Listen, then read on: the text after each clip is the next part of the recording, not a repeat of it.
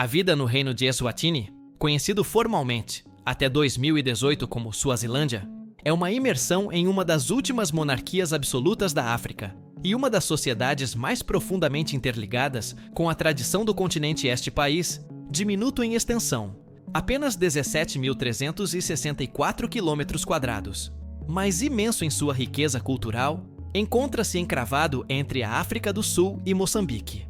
A existência cotidiana de seus cerca de 1.300.000 habitantes é marcada por uma dualidade palpável: a modernidade global que tenta se infiltrar e o peso imutável do costume e da autoridade do rei, especialmente visível em cerimônias mundialmente famosas como a dança do junco, umlanga. A dança não é apenas um espetáculo sensual, mas a expressão mais clara de uma vida onde a tradição, a hierarquia e a luta contra a pobreza e a epidemia de saúde definem a realidade. Dê like, inscreva-se e compartilhe. Vamos começar? Eswatini é um país sem saída para o mar, o que historicamente gerou uma dependência econômica e logística de seu vizinho gigante, a África do Sul. Sua geografia se divide em 4 regiões principais, desde as montanhas, Highveld, até as planícies quentes, Lowveld, uma diversidade que influencia a vida econômica. O governo da monarquia absoluta. Diferente da maioria das nações modernas, Eswatini não é uma democracia multipartidária. A vida política e social gira em torno da figura do rei Mswati III, que exerce um poder executivo, legislativo e judicial substancial. O sistema Tinkundla.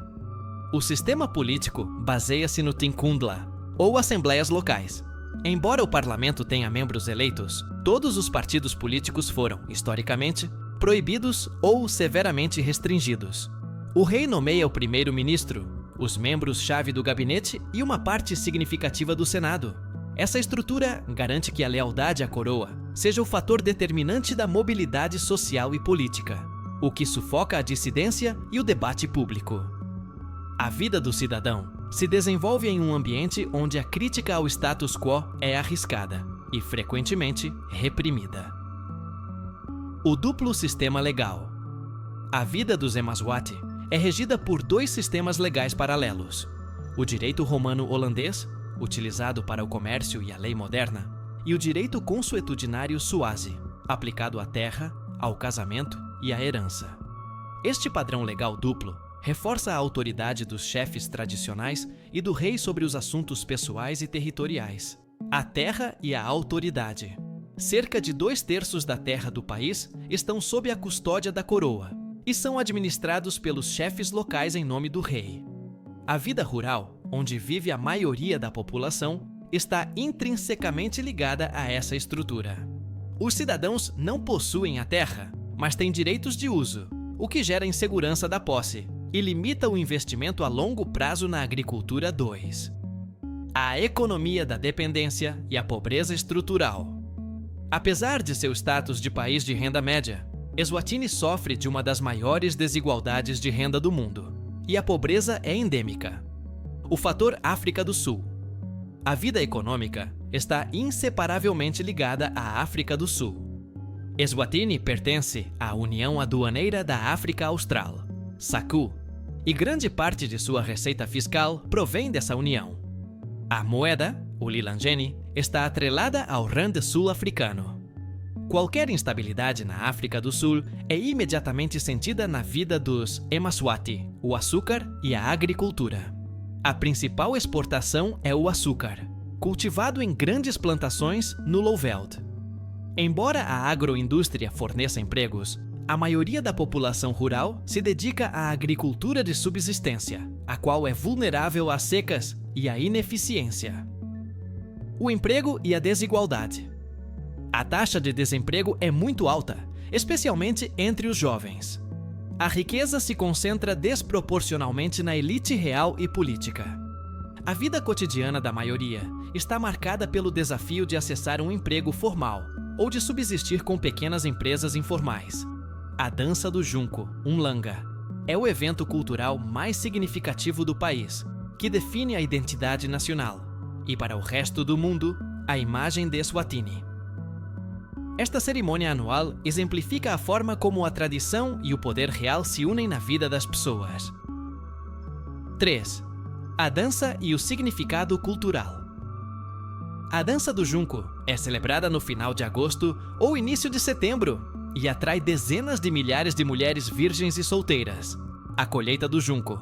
O nome da cerimônia provém do ato das jovens de irem cortar juncos para reparar a cerca ao redor do palácio da Rainha-Mãe. Este ato simboliza o trabalho comunitário e a lealdade à monarquia. A dança maciça e a expressão da lealdade. O ápice é a dança, onde as jovens, incluindo as princesas reais, desfilam em trajes tradicionais, frequentemente com a parte superior do corpo descoberta, cantando e dançando. O evento é a maior celebração da cultura Swazi e a virgindade é considerada um requisito fundamental para participar. A participação é um ato de orgulho e pertencimento, afirmando a identidade cultural na vida das mulheres jovens, o aspecto sensual e a interpretação ocidental. A cobertura internacional se concentra frequentemente no aspecto da sensualidade ou da nudez, um fator que é mal interpretado pelas audiências externas. Para os Emaswati, a dança é uma demonstração de saúde, pureza e beleza natural dentro de seu contexto cultural, não um ato de exibicionismo sexual. A vida em Eswatini exige que se entenda essa diferença cultural para apreciar a profundidade do evento. 4. A escolha real e a poligamia. Um aspecto da vida real que influencia diretamente a cerimônia do Umlanga é a tradição da poligamia real e a possibilidade de o rei escolher uma nova esposa. O propósito oculto. Tradicionalmente, a cerimônia era o momento em que o rei podia escolher uma nova esposa, embora esta escolha não seja obrigatória, nem ocorra todos os anos. O rei Mswati III tem mais de 10 esposas. Esta prática, que é legal sob a lei consuetudinária, é uma fonte de controvérsia e fascinação em nível global. A vida das esposas reais. A vida das mulheres que se casam com o rei muda drasticamente, concedendo-lhes um status de realeza e riqueza. No entanto, sua vida está sujeita às regras estritas da corte e da tradição, e frequentemente estão isoladas de suas famílias originais. A poligamia real, embora parte da tradição, é um símbolo da hierarquia de poder que se impõe na vida de algumas mulheres, onde a vontade do monarca é suprema. Dê like, inscreva-se e compartilhe. A tragédia da AIDS e a saúde pública. Nenhuma descrição da vida em Eswatini é completa sem abordar a epidemia de AIDS, que teve um impacto devastador na demografia e na vida social, sendo durante muito tempo uma das nações com a maior taxa de prevalência do mundo. 5. O impacto na estrutura social.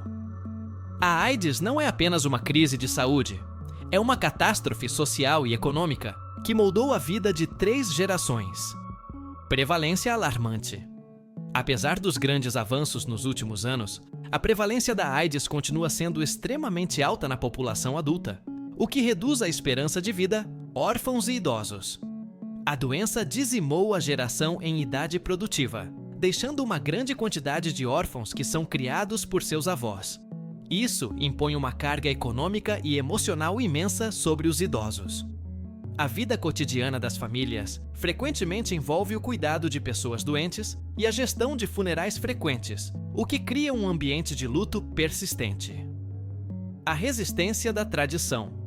Durante anos, os esforços de saúde pública foram dificultados pela resistência cultural e pelas atitudes dos líderes, incluindo o rei, que em seu momento defenderam práticas tradicionais, como o ritual de purificação sexual, que contradiziam os conselhos de saúde modernos.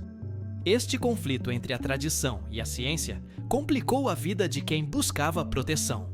6. A resposta e a esperança. A vida em Eswatini mudou graças a uma resposta agressiva à epidemia, em grande parte financiada pela ajuda internacional Tratamento Universal. O governo conseguiu fornecer acesso à terapia antirretroviral à maioria das pessoas infectadas, o que elevou drasticamente a esperança de vida. O sucesso deste programa de tratamento maciço é um testemunho da determinação e da cooperação da saúde pública. A vida sob prevenção. A vida social agora incorpora um alto nível de consciência sobre o HIV. As campanhas de prevenção, os testes e o tratamento são onipresentes, e a redução da transmissão é uma conquista significativa. A vida dos Emaswati é um exemplo de como uma nação pode enfrentar uma crise de saúde pública de proporções catastróficas através de um esforço concertado. A educação, o turismo e a vida moderna. Apesar dos desafios da pobreza e da doença, a vida em Eswatini está avançando em outras áreas, buscando integrar a educação e o turismo como pilares do desenvolvimento 7. O desafio da educação e das oportunidades. A educação é valorizada, mas as oportunidades econômicas para os jovens altamente educados são limitadas. Taxas de alfabetização. Eswatini tem uma das taxas de alfabetização mais altas da África, uma conquista significativa que aponta para a capacidade de desenvolvimento do país fuga de cérebros. O problema reside na falta de correspondência entre a formação acadêmica e as limitadas oportunidades de emprego em um país com uma economia estagnada. A vida de muitos jovens ambiciosos implica buscar emprego na África do Sul ou em outros países, o que gera uma fuga de cérebros constante e priva o país de seu capital humano mais valioso. 8. O turismo e a preservação natural. A natureza virgem e a cultura única são os principais atrativos turísticos de Eswatini, oferecendo uma visão alternativa da vida. Os parques nacionais. O país abriga vários parques de vida selvagem, como o Parque Nacional Lani Royal, que oferecem uma vida selvagem excepcional e um refúgio para os rinocerontes. O turismo é uma fonte vital de receita e emprego. A vida no Vale de Ezulwini. O Vale de Ezulwini, Vale do Céu, é o centro turístico e econômico, onde a infraestrutura moderna, hotéis, cassinos, resorts, contrasta com os kraals, assentamentos tradicionais nas colinas. A vida nesta zona é marcada por uma mistura de trabalhadores de resorts, diplomatas e turistas. A vida cotidiana, tradição e resiliência. A vida da maioria dos Emaswati se desenrola longe dos cassinos e dos palácios reais, marcada pela rotina da agricultura, o respeito aos rituais ancestrais e a fé. 9. Os rituais e o calendário social.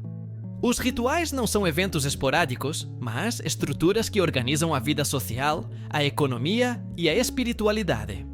O Inkwala, dança da colheita. Além do Umhlanga, o Inkwala é o outro grande ritual, uma cerimônia das primícias que reafirma o poder do rei e a fertilidade do reino. A vida social gira em torno destes rituais anuais que marcam a passagem do tempo e consolidam a hierarquia social. As crenças e a cura. As crenças tradicionais, nos ancestrais e na feitiçaria, coexistem com a forte presença do cristianismo. Os curandeiros tradicionais, sangomas, e os inyangas, herbalistas, continuam desempenhando um papel fundamental na vida da saúde e do bem-estar. As pessoas confiam na combinação da medicina moderna para o HIV e das práticas tradicionais para o azar ou as doenças espirituais. 10. O desafio da liberdade e o futuro. A vida em Eswatini é a de um país que se mantém em uma cápsula do tempo cultural, mas que enfrenta pressões crescentes pela abertura política. O movimento pró-democracia. Apesar da repressão, a vida política viu um aumento nos movimentos pró-democracia que buscam pôr fim à monarquia absoluta e estabelecer um sistema multipartidário. A vida dos ativistas é marcada pela vigilância e o risco de encarceramento, e esta tensão entre a tradição e a reforma é o desafio central do futuro do país. A juventude e a mudança. A juventude, com acesso à informação global através de smartphones, apesar das dificuldades econômicas, está cada vez mais impaciente com as restrições políticas e a falta de oportunidades. A vida desta geração é uma negociação constante entre o respeito devido aos seus mais velhos e a necessidade de um futuro que se pareça mais com o do resto do mundo. Dê like, inscreva-se e compartilhe. Até a próxima!